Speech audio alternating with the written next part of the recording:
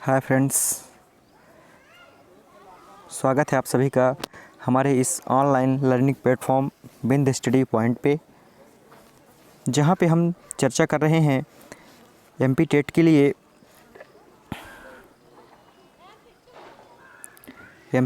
लिए जो हमारी पर्यावरण सब्जेक्ट है, इसके कुछ वीडियो ऑलरेडी अपलोड हो चुके हैं और बिल्कुल सिलेबस के अकॉर्डिंग यहाँ पे इसकी चर्चा की जा रही है। आपके जो 8 मार्च को परीक्षा होने वाली है, उसके लिए पर्यावरण को हम कवर करने की कोशिश कर रहे हैं और हमारा प्रयास रहेगा कि 25 फरवरी के पहले आपकी पर्यावरण को कंप्लीट करा दिया जाए। तो उसी टॉपिक को आगे बढ़ाते हुए एक टॉपिक आपके में दिया हुआ है, प्राकृतिक संसाधनों का संपोषित प्रबंधन, उचित दोहन, डीजल पेट्रोलियम खपत एवं संपोषण। तो इसी के बारे में आज हम चर्चा करेंगे। आपके सिलेबस में दिया हुआ है। यदि आपके पास सिलेबस नहीं है तो आप सिलेबस को उठा के जाएं, प्रिंट आउट निकलवाएं और वहां से लाएं, और सिलेबस में आप देखेंगे कि पर्यावरण में यह पॉइंट दिया हुआ है। आपको यदि तैयारी करनी है बिल्कुल, तो आप अपने पास जिस भी एग्ज़ाम की तैयारी कर रहे हैं उसका सिलेबस अपने पास रखें। सिलेबस काफ़ी इम्पॉर्टेंट होता है, क्योंकि कई बार ऐसा होता है कि हमें पता नहीं होता कि हमें पढ़ना क्या है और हम पढ़ते जाते हैं। तो आपको ऐसा नहीं करना है, आपको अपना सिलेबस अपने पास रखना है। तो आज का जो हमारा टॉपिक है उसमें हम देखेंगे ईंधन के बारे में चर्चा करेंगे। क्या होता है ईंधन? तो हम देखेंगे सबसे पहले ईंधन की परिभाषा की चर्चा करेंगे। पृथ्वी पर उपस्थित वह सभी पदार्थ जो अपनी किसी अवस्था में ऊष्मा का उत्सर्जन करें, उन्हें हम ईंधन कहते हैं। ईंधन के विभिन्न स्रोत, ईंधन के कौन कौन से स्रोत हैं? तो ईंधन के जो असमाप्य संसाधन और समाप्य संसाधन दो प्रकार के होते हैं। जो असीमित होते हैं उन्हें हम असमाप्य कहते हैं, और जो समाप्य साधन होते हैं उन्हें हम सीमित संसाधन के नाम से जानते हैं। यहाँ पे यदि हम इनका वर्गीकरण देखें तो यह नवीकरणीय ऊर्जा के स्रोत होते हैं। क्या होते हैं? नवीकरणीय होते हैं। और ये अनवीकरणीय ऊर्जा के स्रोत होते हैं। तो सबसे पहले तो यहीं से प्रश्न पूछा जाता है, नवीकरणीय ऊर्जा के स्रोत और अनवीकरणीय ऊर्जा के स्रोत। तो आपको याद रखना है, सौर ऊर्जा, भूगर्भीय ऊर्जा, पवन ऊर्जा, वर्षा और ज्वारीय शक्ति हमारे नवीकरणीय ऊर्जा के स्रोत होते हैं। और जो अनवीकरणीय ऊर्जा के स्रोत होते हैं, बिल्कुल ध्यान से नोट डाउन कर लेना है, या तो आप स्क्रीनशॉट ले लेंगे। जीवाश्म ईंधन, कोयला, पेट्रोल, प्राकृतिक गैस, खनिज, परमाणु ऊर्जा, जैविक जाति तथा तापीय विद्युत ऊर्जा हमारी अनवीकरणीय ऊर्जा के स्रोत माने जाते हैं। यह आपको याद रखना है।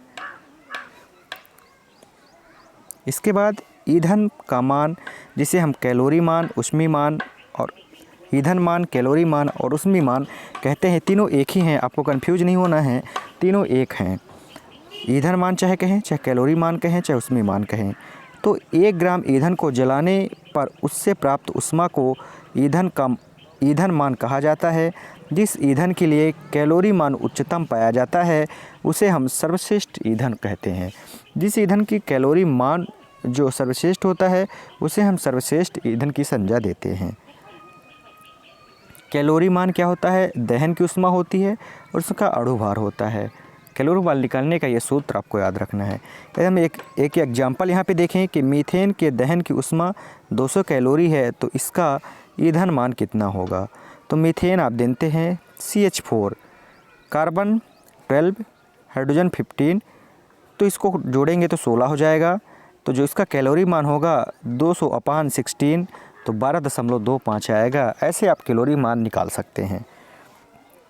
सबसे अच्छा अपस्फोटन रोधी पदार्थ टेट्रा इथाइल लेड, जिसे हम TEL टेट्रा इथाइल लेड, तथा इसके अतिरिक्त बेंजीन, टॉलुइन, जालुइन, जिसे हम BTX मिश्रण को भी अपस्फोटन रोधी मानते हैं। पेट्रोल की शुद्धता को ऑक्टेन संख्या में व्यक्त करते हैं। यह प्रश्न पूछा गया है कि हम जो पेट्रोल की शुद्धता होती है उसे हम ऑक्टेन संख्या में व्यक्त करते हैं, जबकि डीजल की शुद्धता को हम C10 संख्या में व्यक्त करते हैं। ये वेरी इंपॉर्टेंट फैक्ट है, नोट कर लेना है। पेट्रोल की जो शुद्धता होती है उसे हम ऑक्टेन संख्या में व्यक्त करते हैं, जबकि डीजल की शुद्धता को हम C10 नंबर में व्यक्त करते हैं। अगला प्रश्न है, अगला जो हमारा फैक्ट है, पेट्रोल बनाने के लिए मरे हुए वनस्पति की बृहत मात्रा का उच्च तापमान और दबाव पर रहना परिस्थिति के लिए जिम्मेदार होता है।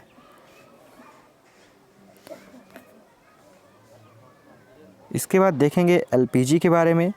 LPG की चर्चा करेंगे। LPG क्या इम्पोर्टेंट है?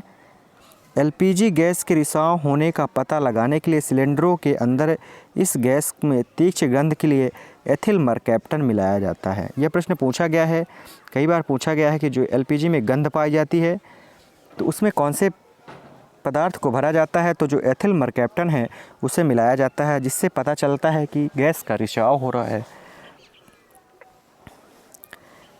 जल गैस में या भाप अंगार गैस, ये क्या होती है? जल गैस या भाप अंगार गैस किसे कहते हैं? क्या आपने कभी सुना है? सुना है तो आप कमेंट बॉक्स में बता सकते हैं कि जल गैस या भाप अंगार गैस क्या होती है। तो देखेंगे, इस गैस के गैसीय मिश्रण में हाइड्रोजन 49%, कार्बन मोनोऑक्साइड CO 45% तथा कार्बन डाइऑक्साइड CO2 4.5% पाई जाती है। जल गैस या भार अंगार गैस का मुख्य अपघटक CO+H2 होता है। इस गैस का ईंधन मान या कैलोरी मान 2500 से 2800 के बीच कैलोरी प्रति किलोग्राम पाया जाता है। जल गैस का उपयोग हाइड्रोजन व मेथिल अल्कोहल के निर्माण में अपचायक के रूप में किया जाता है। तो इसका जल गैस में CO+H2 होता है और इसका जो कैलोरी मान होता है वो 2500 से 2800 के बीच होता है। आपको याद रखना है 2500 से 2800 बीच इसका कैलोरी मान होता है और इसका जो उपयोग होता है वह हाइड्रोजन और मेथिल अल्कोहल के निर्माण में अपचायक के रूप में किया जाता है। यह भी आपको याद रखना है। इसके बाद वायु गैस या प्रोड्यूसर गैस या नीली गैस। वायु गैस, प्रोड्यूसर गैस क्या होती है, इसके बारे में भी देख लेते हैं। वायु अंगार गैस, प्रोड्यूसर गैस, नीली गैस, इस तीनों नाम एक ही हैं, यहाँ से आपको कंफ्यूज नहीं होना है, बल्कि इसके तीनों नाम आपको याद रखने हैं। इस गैस में गैसीय मिश्रण नाइट्रोजन 70%, कार्बन मोनोऑक्साइड 25% तथा कार्बन डाइऑक्साइड 4% पाई जाती है। वायु अंगार गैस में मुख्य रूप से CO+N2, यहाँ पे CO+N2 वायु गैस और जो जल गैस होती है वहाँ CO+H2 होता है, पाई जाती है। इस गैस का ईंधन मान 1100 से 1400 कैलोरी प्रति किलोग्राम पाया जाता है। याद रखना है आपको। इस गैस का उपयोग सामान्यतः औद्योगिक क्षेत्र में प्रयुक्त जो भट्टियाँ होती हैं उनमें किया जाता है। जैसे कोल गैस H2+CH4+CO को कहते हैं, ये कोल गैस है, ये भी आपको याद रखना है। कभी कभी पूछा जाता है प्रोड्यूसर गैस या फिर प्रोड्यूसर गैस पूछा जाता है क्या होती है, CO+H2 होता है कि CO+N2 होता है, तो आपको याद रखना है। उसी तरह कोल गैस किसे कहते हैं यह भी आपको याद रखना है, भूलना नहीं है, आपको याद रखना है।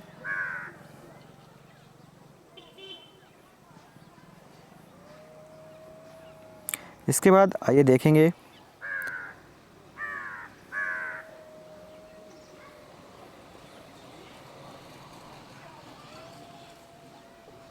इसके बाद हम चर्चा करेंगे द्रव ईंधन की। काफ़ी इम्पोर्टेंट है, द्रव ईंधन क्या होता है। लिक्विड फ्यूल जो होती है, वे पदार्थ जो द्रव अवस्था में पाए जाते हैं तथा जलाने पर ऊष्मा प्रदान करते हैं द्रव ईंधन कहलाते हैं।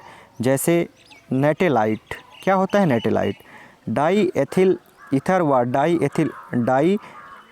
एथिल ईथर व एथिल अल्कोहल के मिश्रण को हम नेटेलाइट कहते हैं। Very very important natalite. Natalite का उपयोग मोटर गाड़ियों में ईंधन के रूप में उन स्थानों पर किया जाता है जहां पेट्रोल अनुपस्थित होता है। काफ़ी इम्पॉर्टेंट फैक्ट है।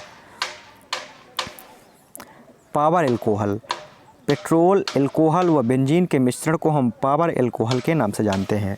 याद रखना है आपको, पावर अल्कोहल क्या होता है। तो पेट्रोल, अल्कोहल और बेंजीन के मिश्रण को हम पावर अल्कोहल कहते हैं। पावर अल्कोहल में पेट्रोल व एथिल अल्कोहल का अनुपात 4:1 होता है। वेरी वेरी इंपॉर्टेंट है, ये रेशियो आपको याद रखना है। पावर अल्कोहल का उपयोग मोटर गाड़ी में ईंधन के रूप में उन स्थानों पर किया जाता है जहां पर पेट्रोल की कमी पाई जाती है, वहां पे पावर अल्कोहल का उपयोग करते हैं। इसके बाद पेट्रोल देखेंगे। पेट्रोलियम पदार्थ में कम कार्बन युक्त हाइड्रोकार्बन का मिश्रण पेट्रोल कहलाता है। यह एक वाष्पीय द्रव्य है। वाहनों में कार्बोरेटर का उपयोग पेट्रोल व हवा का मिश्रण कम करने के लिए किया जाता है। राजस्थान के बाड़मेर ज़िले में पेट्रोलियम के भंडार हैं। पेट्रोलियम से डीजल, मोम, ग्रीस आदि प्राप्त होती है।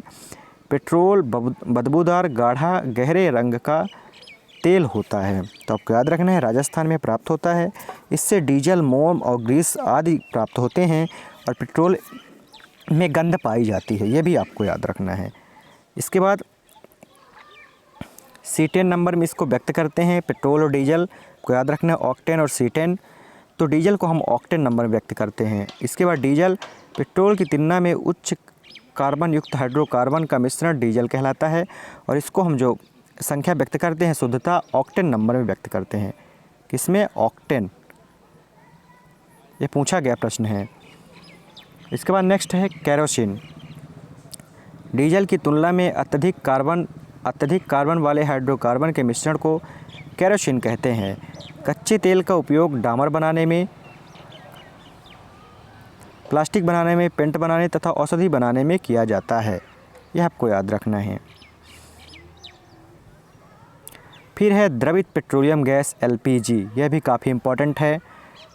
लिक्विड पेट्रोलियम गैस, इसका फुल फॉर्म क्या है? लिक्विड पेट्रोलियम गैस घरेलू सिलेंडरों में ईंधन के रूप में प्रयोग किया जाता है, अतः इसे कुकिंग गैस भी कहते हैं। LPG में मुख्य स्रोत में बात करें तो एथेन, प्रोपेन और ब्यूटेन या आइसोब्यूटेन होता है। LPG एक स्वच्छ ईंधन माना जाता है। सिगरेट के लाइटर के अंदर प्रोपेन और ब्यूटेन गैस द्रव के मिश्रण के रूप में पाई जाती है और यह प्रश्न रेलवे में पूछा गया है, आपको इम्पोर्टेंट है, याद रखना है। CNG का पूरा नाम कंप्रेस्ड नेचुरल गैस, जिसे हम संपीड़ित प्राकृतिक गैस कहते हैं। वाहनी ईंधनों में आजकल इसको पर्यावरण स्नेही माना जाता है। किसे? LPG को। CNG को। CNG कंप्रेस्ड नेचुरल गैस का संक्षिप्त रूप है, यह भी आपको याद रखना है।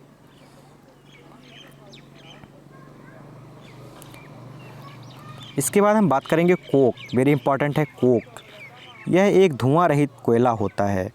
कोक कोयले का एक प्रकार है, लेकिन यह धुआं रहित होता है, जो कि कोयले की भंजक आसवन विधि द्वारा बनाया जाता है।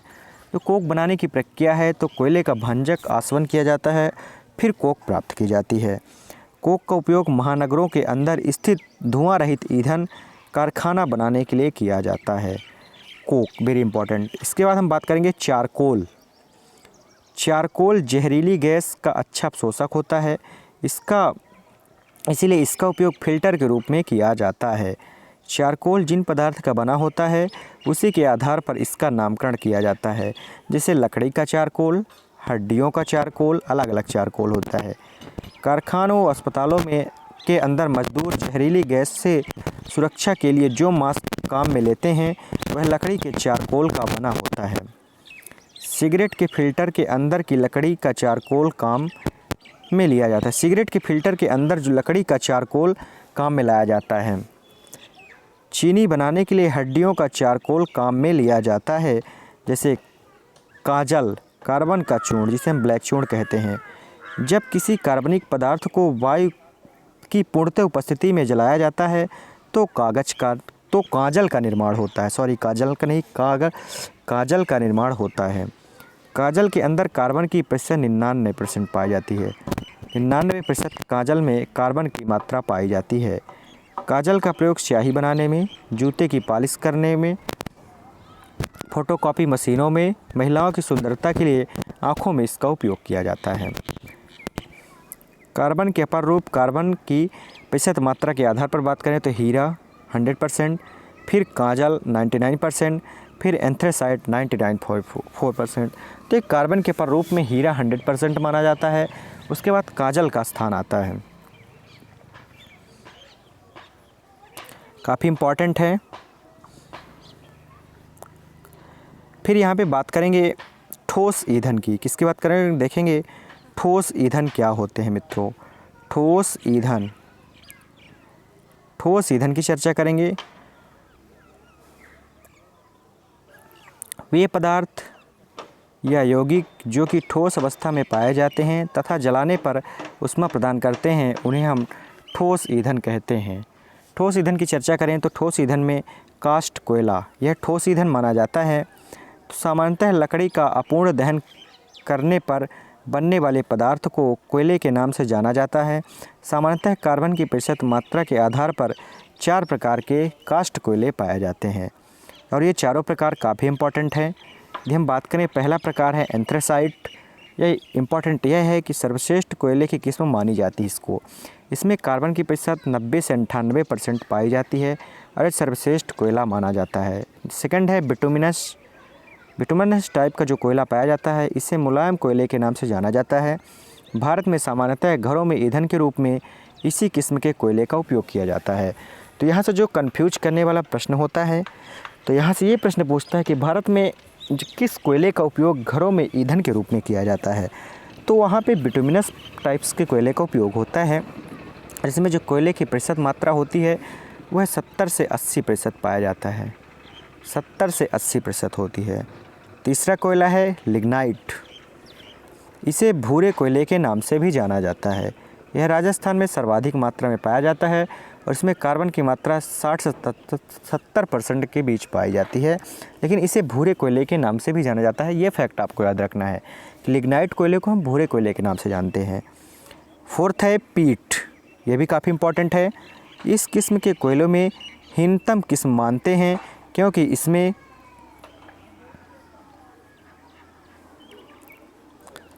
ये आपको याद रखना है। इसके बाद आइए देख लेते हैं कुछ महत्वपूर्ण और फैक्ट की चर्चा कर लेते हैं जो हमारी परीक्षा की दृष्टि से काफ़ी इम्पॉर्टेंट हैं। तो उसमें हम देखेंगे मध्य प्रदेश सरकार द्वारा वर्ष 2004 में मध्य प्रदेश झील संरक्षण प्राधिकरण की स्थापना की गई। तो मध्य प्रदेश में जो झील संरक्षण प्राधिकरण की स्थापना की गई है यह वर्ष 2004 में की गई है, यह आपको याद रखना है।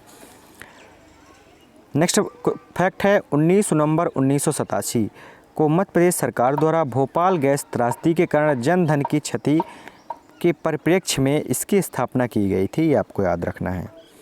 नेक्स्ट फैक्ट है मध्य प्रदेश सोसाइटी एक्ट 1973 के अंतर्गत